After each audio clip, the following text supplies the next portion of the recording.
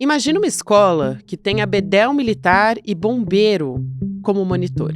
O currículo tem que ser aprovado pela Secretaria de Segurança. E as atividades extracurriculares incluem projetos voltados aos símbolos nacionais e respeito à pátria.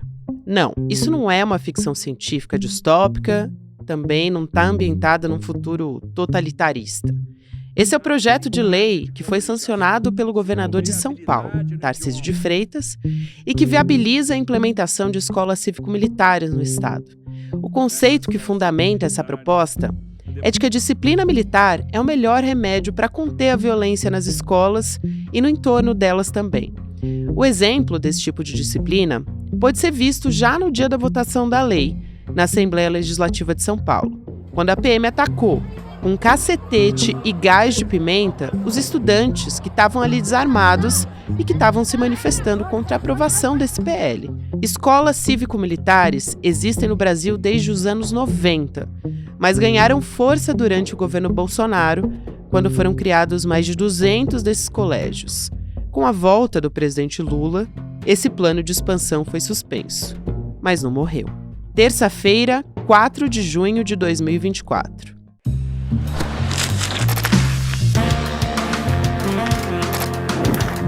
Olá, seja muito bem-vindo, seja muito bem-vinda. Eu sou a Gabriela Varela,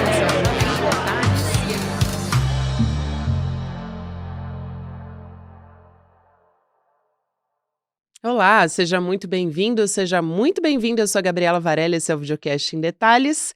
E aqui você já sabe, sempre com um convidado ou uma convidada, a gente analisa uma temática ou uma notícia importante no momento. Hoje a gente conversa sobre o projeto de escolas cívico-militares que foi sancionado pelo governador de São Paulo, Tarcísio de Freitas. Eu vou conversar com a Catarina de Almeida, que é professora da Faculdade de Educação da Universidade de Brasília. Catarina, seja muito bem-vinda ao ICL, prazer falar contigo. Olá, Gabriela.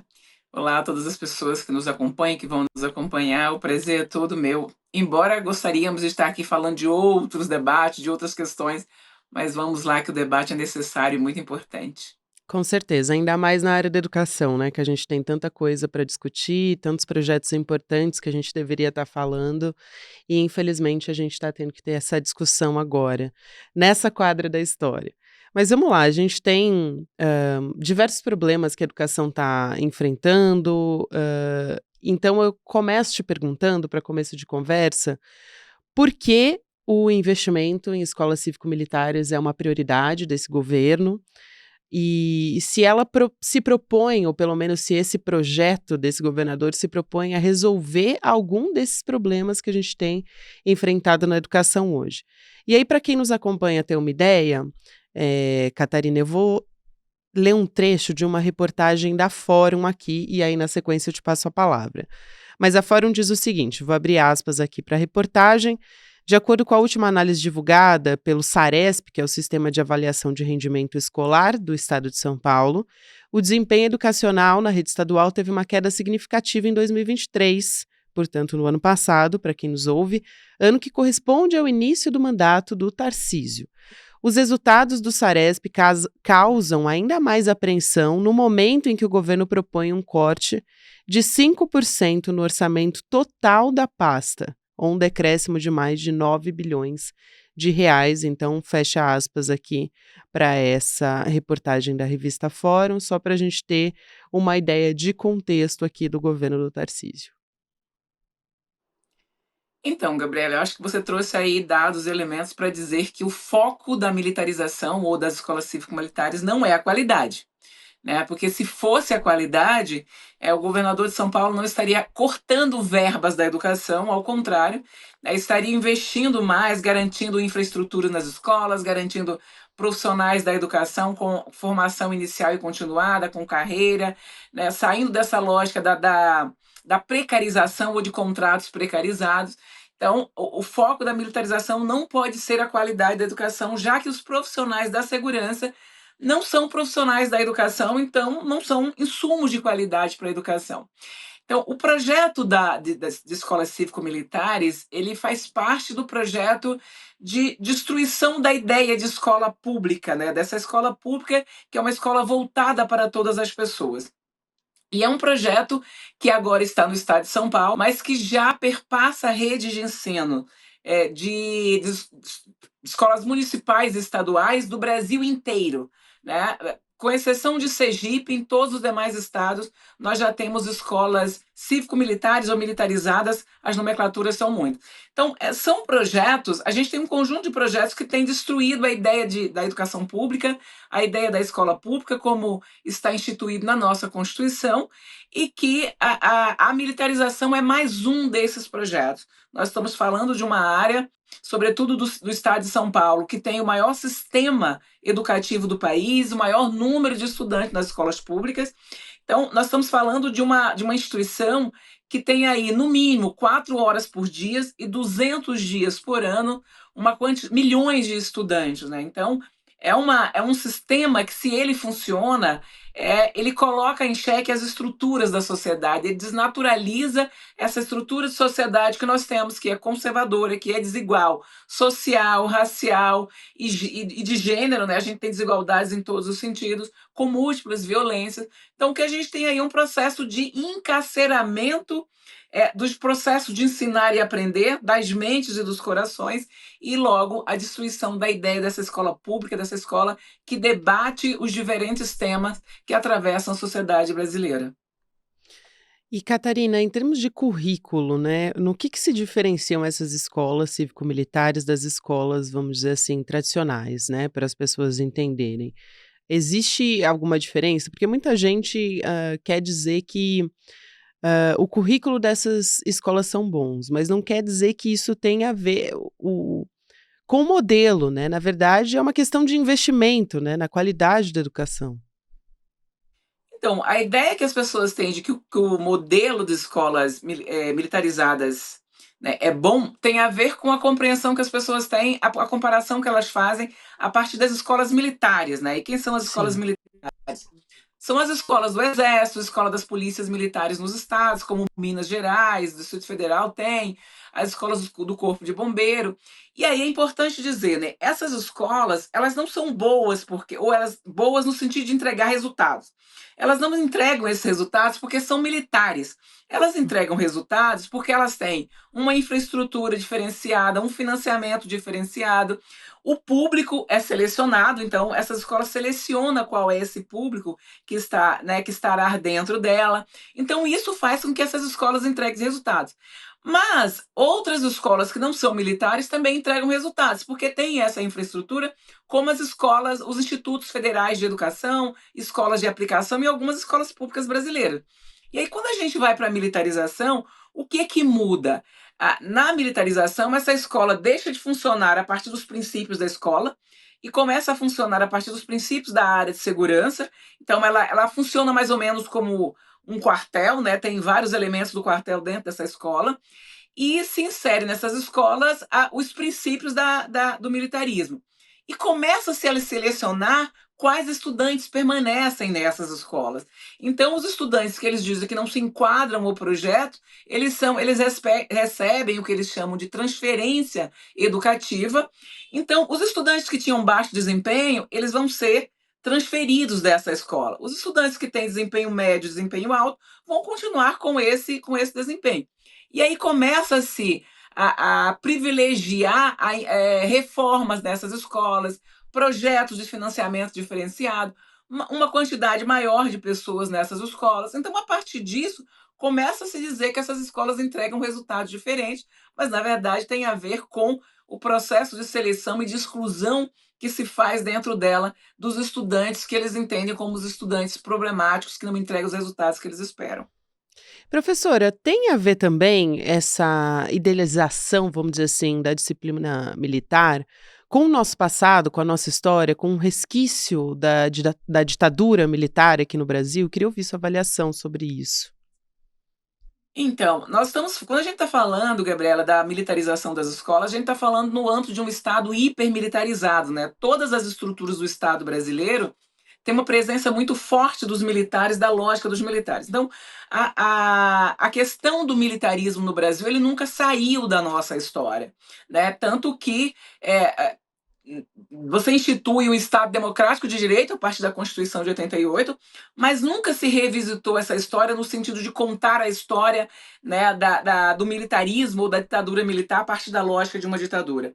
Sempre se conta ou quer se contar a partir de uma lógica romantizada de que os militares garantiram o desenvolvimento do Brasil, que o Brasil era muito melhor a partir disso, e aí começa a se idealizar essa questão. E ela tem a ver com isso, mas também tem a ver com a lógica conservadora que tem na nossa sociedade. Quando eu estou falando de conservadorismo, é a lógica de conservar uma estrutura de sociedade que é desigual socialmente, que é racialmente desigual, ou seja, uma estrutura racista, que é patriarcal, tem uma questão misógina. Então, toda essa estrutura de sociedade ela pode ser abalada se essa escola funcionar com qualidade e que se esses temas forem trabalhados nessa escola. Então, conservar uma estrutura que é socialmente desigual, que é racista, que é misógina, né?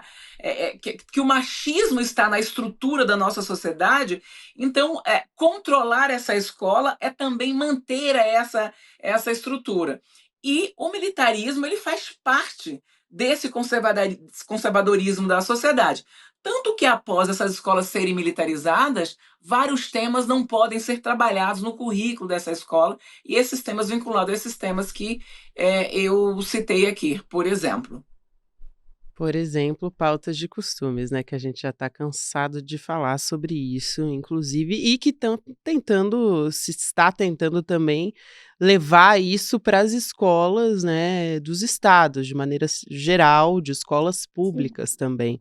Eu quero te perguntar também, professora, a respeito de interesses, para além desses interesses de manter as estruturas, o que é muito importante, eh para essas camadas, mas, nessa segunda-feira, dia 3 de junho, para quem está nos ouvindo, pelo menos 10 cidades do estado de São Paulo, firmaram contratos sem licitação com uma associação, que é a Associação Brasileira de Educação Cívico-Militar, a ABMIL, informação que foi revelada pelo portal Metrópolis e apontou um valor total dos negócios chegando a 11 milhões de reais. Então, o Metrópolis, que investigou essa história, diz que essa entidade ela foi criada pelo capitão Davi Lima Souza, que é suplente de um deputado federal do PL, veja só. Então, eu quero te ouvir sobre a atuação de pessoas como essa figura que eu citei agora, no lobby para a militarização das escolas. Quer dizer,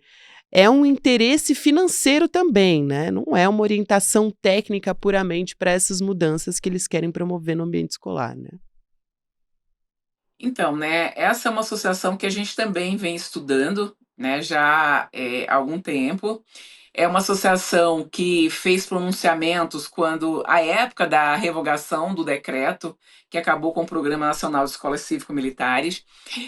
Então há todo o interesse, assim, tem essa associação, mas tem outras associações e tem outras empresas que vêm vendendo o que eles chamam, né, desse projeto de escolas cívico-militares para os sistemas estaduais e municipais de ensino no Brasil. Então, a interpenetração dessas instituições privadas dentro das escolas ela é enorme, além da própria lógica de que os militares que vão para dentro das escolas, eles vão receber uma gratificação, via de regra, maior do que o piso salarial nacional dos profissionais do magistério, ou seja, maior do que os salários que os professores recebem nas redes de Uhum. ensino, esses profissionais vão receber essa gratificação.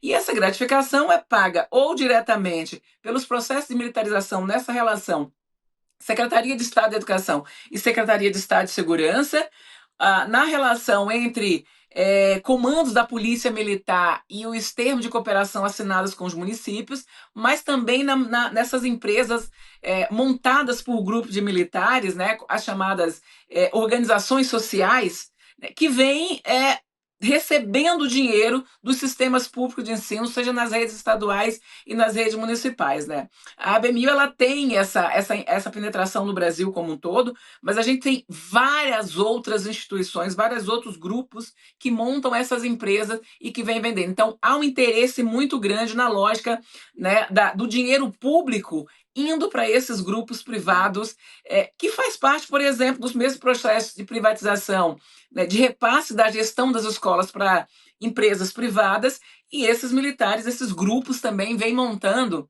essas empresas para vender serviços para o sistema de ensino. Então, há um interesse financeiro também muito grande por trás da militarização das escolas. Isso é muito importante de ser dito, inclusive, só para trazer mais elementos aqui de contexto, no próprio site das descrições aqui dessa associação se diz o seguinte: celebrado o termo de convênio entre o município e a ABMIL. Então, isso envolve pagamentos, inclusive pagamentos milionários a essa associação, né. Então a gente tem, por exemplo, a prefeitura de Lins, que é uma dessas cidades em São Paulo, que fez o maior contrato com essa ABMIL até o momento, segundo Metrópolis, que é também comandado, inclusive, por um delegado de polícia do PSD, aliado do governador Tarcísio, e aí contratou essa entidade por R$ 598.000, né, e assinou prorrogação do serviço também. Então tem bastante dinheiro envolvido nesses contratos. Um outro aspecto que eu queria trazer aqui também, professora, é o seguinte: o governador de São Paulo e também o secretário de Segurança, o secretário da Educação, perdão, o Renato Feder, eles dizem que eles alegam que o enfrentamento da violência e o índice de vulnerabilidade social são critérios de seleção das escolas que são candidatas a esse programa, né. Agora, esses critérios, eles têm mais a ver com segurança pública, até por isso, né, que eu confundi aqui, quase falei o nome do secretário de Segurança Pública, tem mais a ver com segurança do que educação. Isso faz sentido na sua avaliação? Vamos lá, né? Primeiro que a narrativa, né? A gente está vivendo também aí uma disputa de narrativa. E para vender a ideia, se constrói muito a narrativa na sociedade brasileira de que há uma grande violência na escola, como se essa área de vulnerabilidade e essa violência tivesse simplesmente dentro da escola e na comunidade ou na localidade tivesse tudo tranquilo. E aí é interessante pensar que os responsáveis pela a segurança na comunidade, a segurança na cidade, a segurança na sociedade, são os profissionais da área de segurança. Se estamos dizendo que essas escolas estão em áreas de vulnerabilidade, em área de índices de violência, significa que houve uma falha na área de segurança.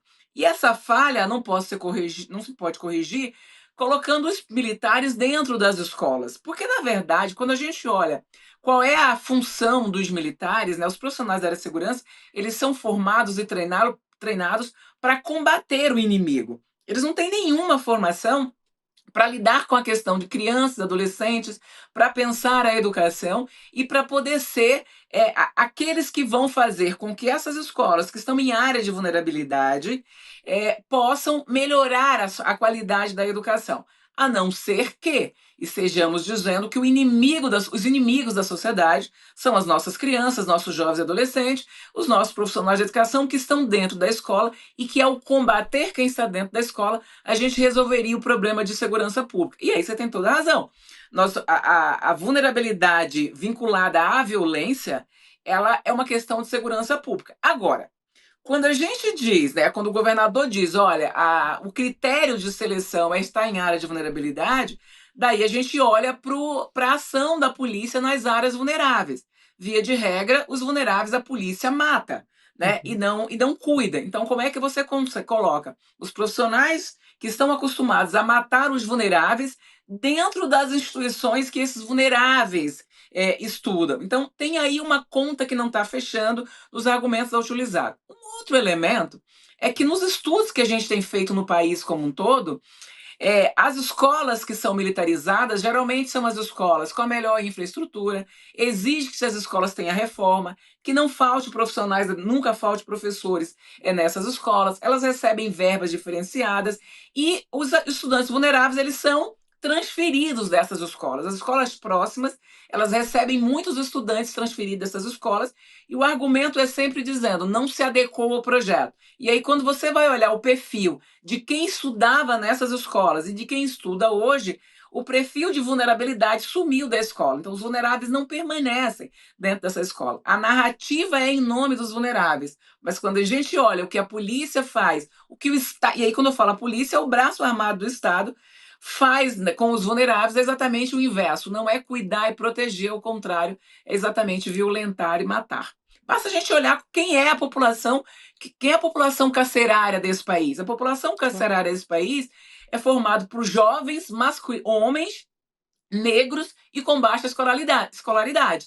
Então você tem todo um mecanismo de aprisionar, de encarcerar os vulneráveis nesse país, sobretudo a juventude, e não o inverso.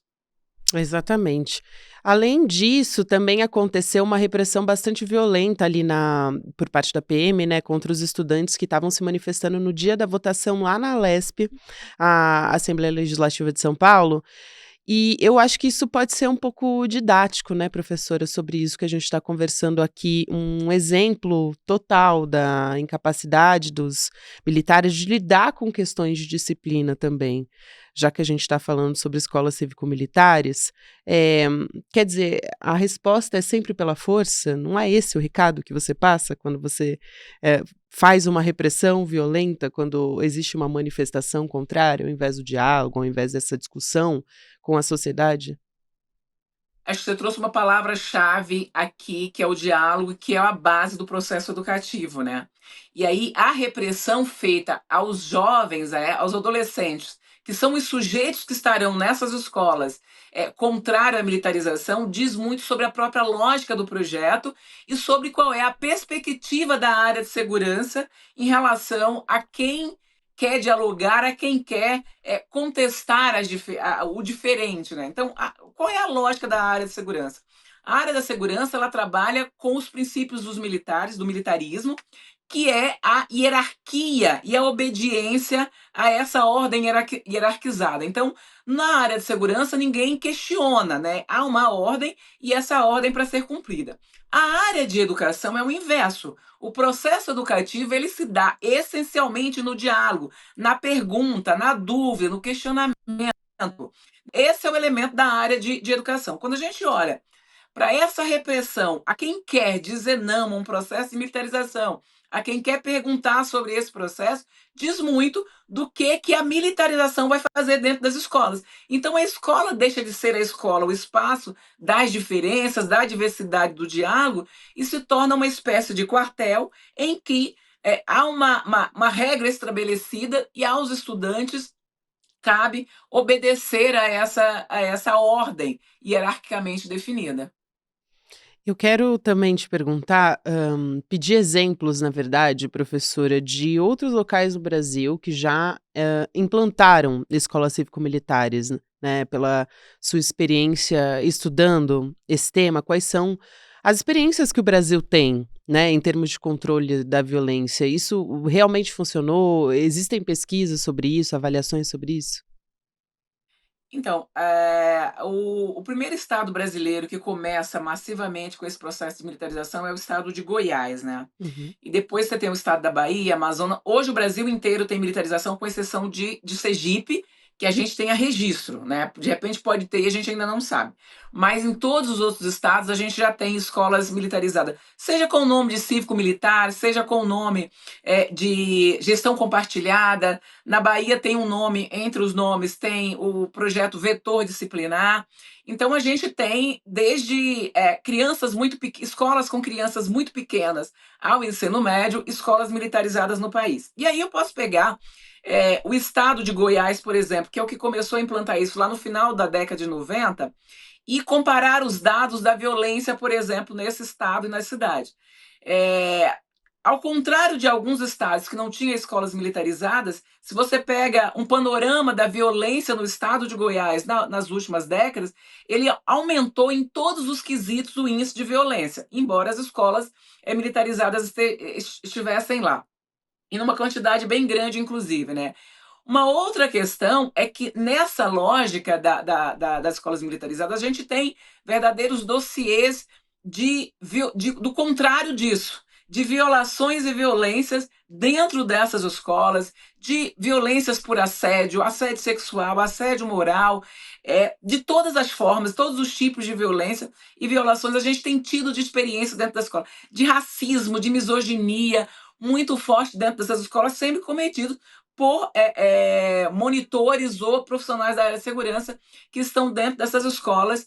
A gente vai ter casos, né, em que essas escolas vão dizer, olha, só pode ficar aqui os mais fortes, só pode ficar aqui aqueles que têm condições de comprar o fardamento definido pelas escolas nos estados em que esse fardamento não é entregue pelas escolas e os estudantes precisam comprar.